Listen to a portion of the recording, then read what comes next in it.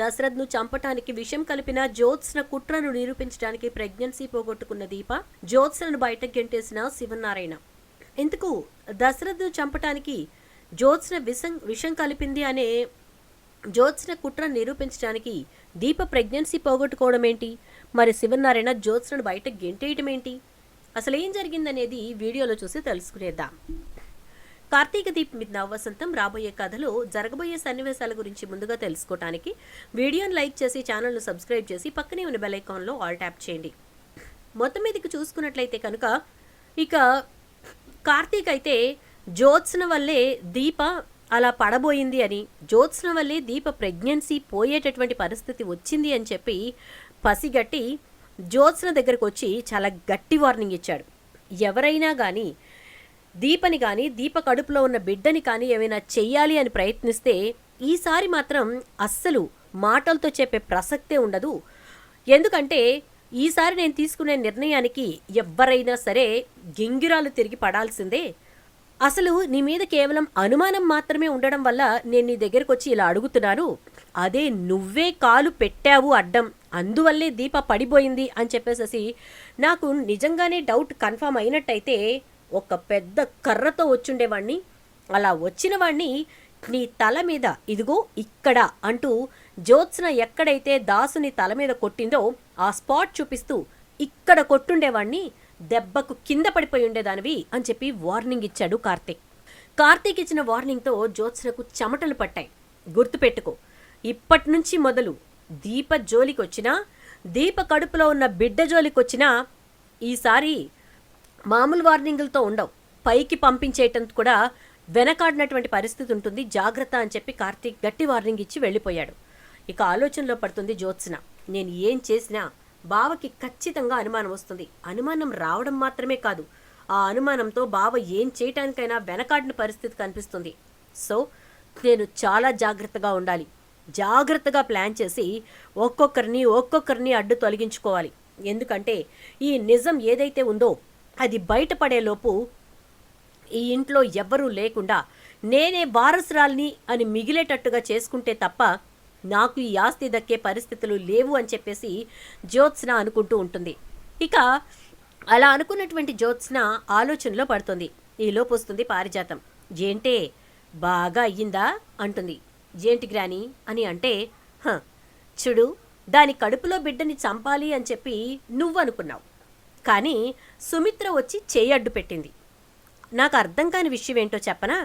దాని కడుపులో బిడ్డని చంపటానికి నువ్వు నలుగురి ముందు ప్రయోగాలు చేస్తే అందరి అనుమానం నీ మీదకి వస్తుంది తప్ప దాని కడుపులో బిడ్డకి ఏమీ కాదే.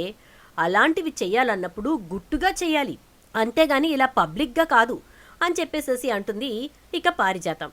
అలా పారిజాతం అంటున్నటువంటి మాటలతో జ్యోత్స్న అయితే ఆలోచనలో పడి చేస్తాను, అలాగే చేస్తాను అని చెప్పేసేసి అంటూ ముందు దీపని కాదు, ఈ ఇంటి కొడుకైనటువంటి వారసుడైనటువంటి దశరథ్ను పైకి పంపించేస్తే ఆ తర్వాత ఒక్కో స్తంభాన్ని కూల్చటం పెద్ద పని కాదు అని చెప్పని మనసులో అనుకుంటుంది. అలా అనుకున్నటువంటి జ్యోత్స్న ఇక వెంటనే దానికి తగ్గ ప్లాన్ రెడీ చేస్తుంది. తన ఫ్రెండ్కి కాల్ చేసి తనకు కావలసినటువంటి టాబ్లెట్స్ గురించి అడిగేసరికి తనైతే ఒక నేమ్ సజెస్ట్ చేస్తుంది. వెళ్ళి వాటిని తనే స్వయంగా కొనుక్కొస్తుంది జ్యోత్స్న. అలా జ్యోత్స్న కొని తీసుకొస్తూ ఉండగా దూరం నుంచి చూస్తుంది దీప. ఎందుకంటే దీప కార్తీక్ లేడని చెప్పి కార్తీక్కి చెప్పకుండా ఏవో కొనడానికి బయటకు వెళ్తుంది, కూరగాయలు అవి తీసుకోవడానికి. వెళ్ళినప్పుడు జ్యోత్స్న పర్చేస్ చేసి తీసుకుని రావడం కనపడుతుంది. ఇదేంటి అసలు పని కట్టుకుని జ్యోత్స్న బయటికి రావడం, దానికి తోడు మందుల షాప్కి వెళ్ళి మందులు కొనడం ఏంటి, ఎవరి కోసం కొంది అని చెప్పని అనుకుంటూ సైలెంట్గా ఇంటికి వచ్చిన తర్వాత ఇల్లు క్లీన్ చేస్తున్నట్టుగా జ్యోత్స్న రూమ్లోకి వెళ్ళి ఆ టాబ్లెట్స్ చూస్తుంది. వాటిని జాగ్రత్తగా పేరు రాసి పెట్టుకుని వాటి గురించి స్వప్నకి ఫోన్ చేసి అడుగుతుంది. స్వప్న వాటి గురించి గూగుల్ చేసి దేనికి సంబంధించినవో చెప్తుంది దీపతోటి. ఇక వెంటనే దీప అయితే ఇలా కాదు అని చెప్పేసేసి ఎలా అయినా సరే ఆ టాబ్లెట్లు జ్యోత్స్న రూమ్లోంచి బయటికి తీసేయాలి అని చెప్పి ప్రయత్నం చేస్తుంది. కానీ అప్పటికే జ్యోత్స్న తన రూమ్కి వచ్చేయటంతో తనేమీ చేయలేకపోతుంది. ఎంతలా జాగ్రత్తగా వెనకే ఉండి చూసుకున్నా జ్యోత్స్న అయితే ఆ టాబ్లెట్స్ని పాలల్లో కలిపేస్తుంది. అలా కలిపేసిన పాలను తీసుకుని రావడం చూస్తుంది దీప. అందరూ కూడా హాల్లో కూర్చుని ఉంటారు. కార్తీక్ కూడా ఇంటికి వస్తాడు. కార్తీక్కి చెప్పే టైం లేదు, ఎందుకంటే జ్యోత్స్న పాలల్లో ఆ టాబ్లెట్స్ని కలిపి తీసుకొచ్చేస్తూ ఉంది.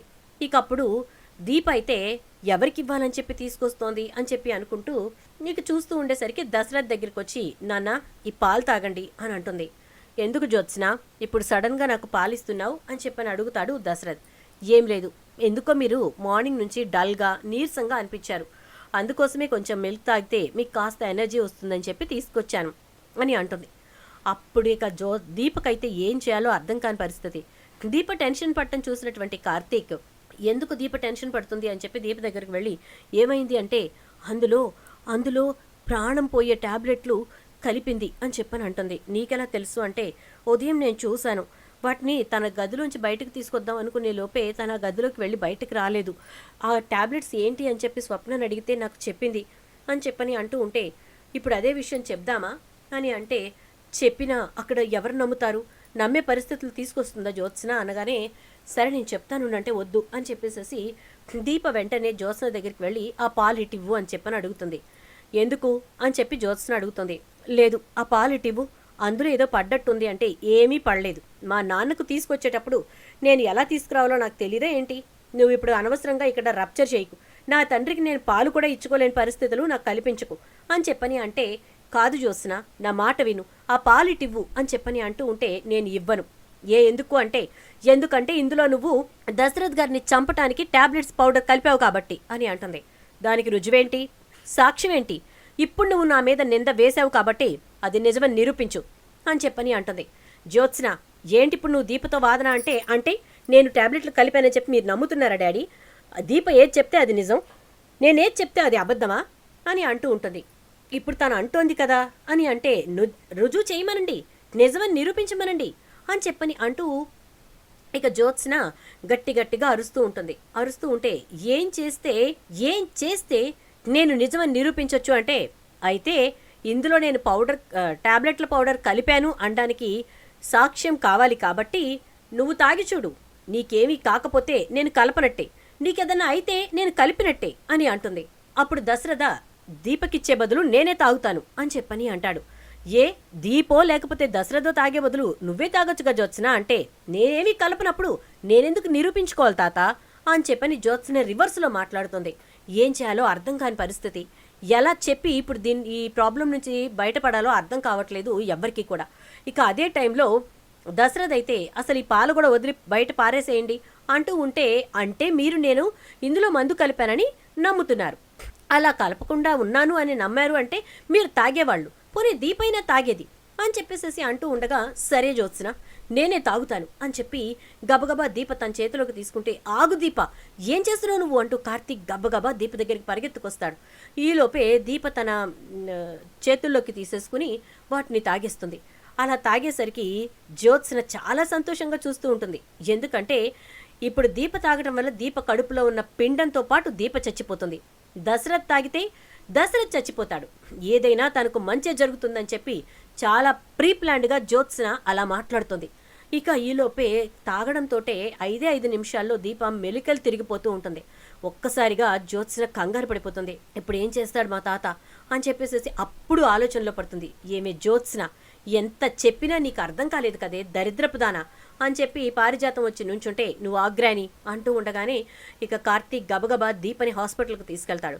తీసుకెళ్లేసరికి ఇక అక్కడ హాస్పిటల్లో డాక్టర్ అయితే, నేను ఒక 24 hours గడిచాక కానీ చెప్పలేను అని చెప్పేసేసి అనేసరికి ఇక అందరూ కంగారు పడుతూ ఉంటారు. శివనారాయణ జ్యోత్స్న వంక చాలా కోపంగా చూస్తూ ఉంటే, నాకు తెలియదు తాత, నేనైతే మంచి పాలే తీసుకొచ్చాను, అందులో ఎవరేం కలిపారో నాకు తెలియదు తాత అంటే, ఛీ నోర్మి, నువ్వేంటో అర్థమైన తర్వాత కూడా ఇంకా నువ్వు చెప్పిన మాటలు నమ్ముతాననుకుంటున్నావా అంటూ ఉంటాడు.